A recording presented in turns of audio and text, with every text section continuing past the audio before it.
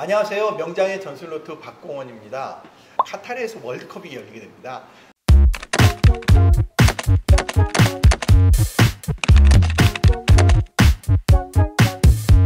오늘부터는요, 저희가 명장의 전술로트를 혼자 하는 것보다는 아주 전문적인, 정말로 굉장히 유명한 축구 전문 기자입니다. 안녕하세요. 네, 안녕하세요. 네, 베스트 11의 김태석 수석 기자입니다. 네.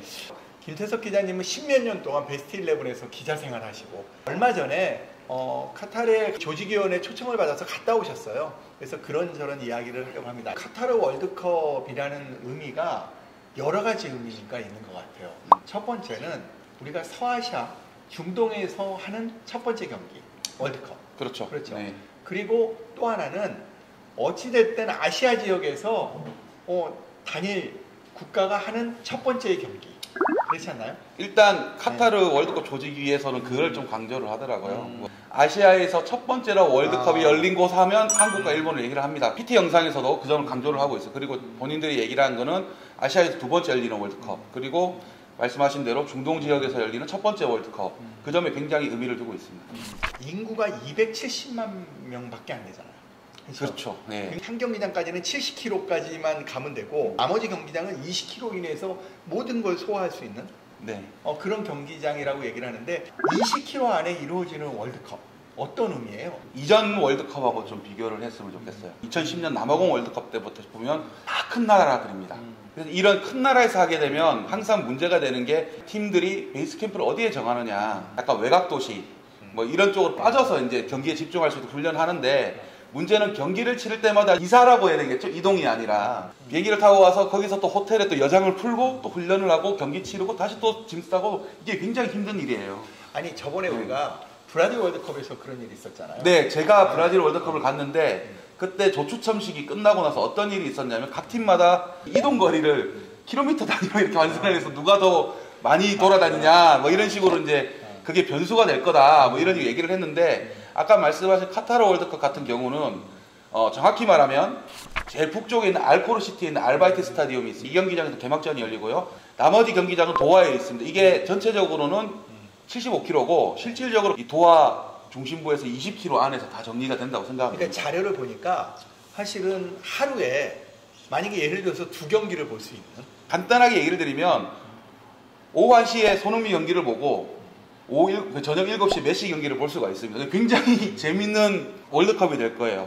네. 아니 근데 좀 걱정이 되는 게 뭐냐면 베이스 캠프라든가 한 호텔에 한 나라에 저희 선수들만 묵는다라는 게 거의 팀 호텔이 다 정해져 있죠. 정해져 있기 때문에 그게 가능할까요? 일단 원래 이 카타르 월드컵이 카타르로 결정이 났을 때 다들 그런 얘기를 했어요. 이게 수용이 안 될 거다. 그래서 인근에 뭐 사우디아라비아나 뭐 바레인이나 아랍에미리트로 거기서 훈련을 하고 이렇게 경기만 하기 위해서 들어오는 뭐 이런 스케줄을 생각을 했었는데, 피파와 그 카타르 월드컵 조직위원회에서 그걸 막아놨습니다.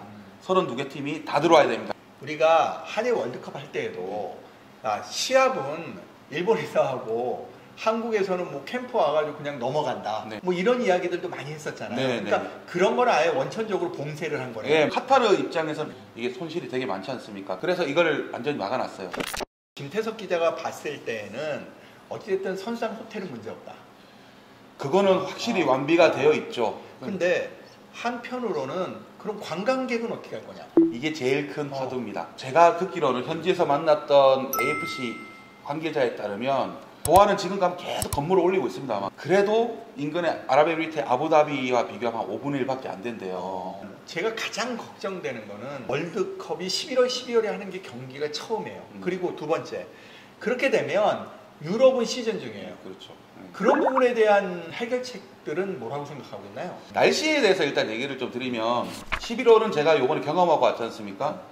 29도, 30도의 습도는 없습니다. 날씨야 우리가 뭐 브라질 가서도 뭐 30몇 도 하는데도 경기를 했고 그런데, 그러니까 유럽에서 경기 도중에 결론은 오는 거잖아요. 시즌 중에 아마 이게 일정이 변화가 있을 겁니다.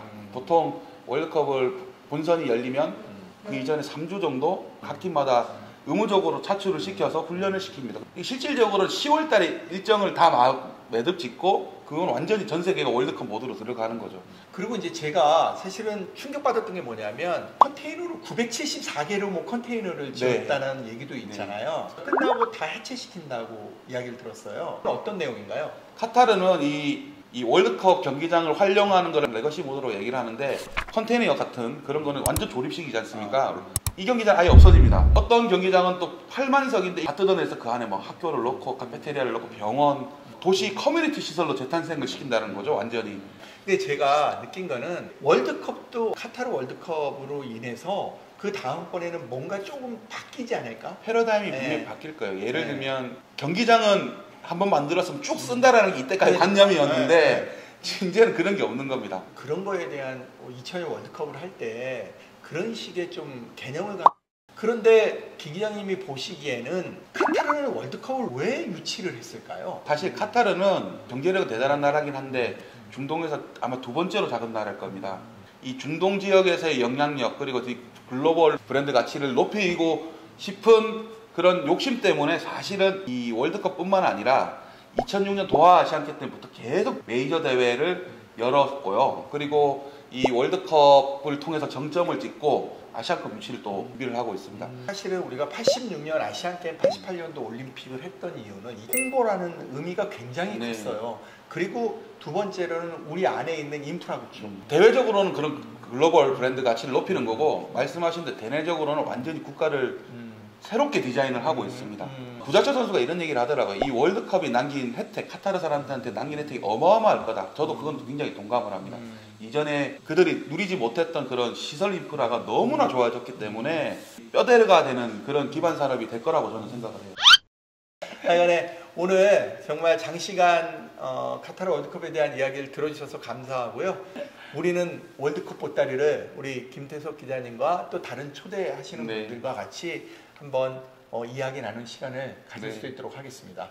다음번에 우리 더 재밌는 이야기를 가지고 월드컵에 대한 이야기를 했으면 좋겠습니다. 알겠습니다. 고맙습니다. 감사합니다.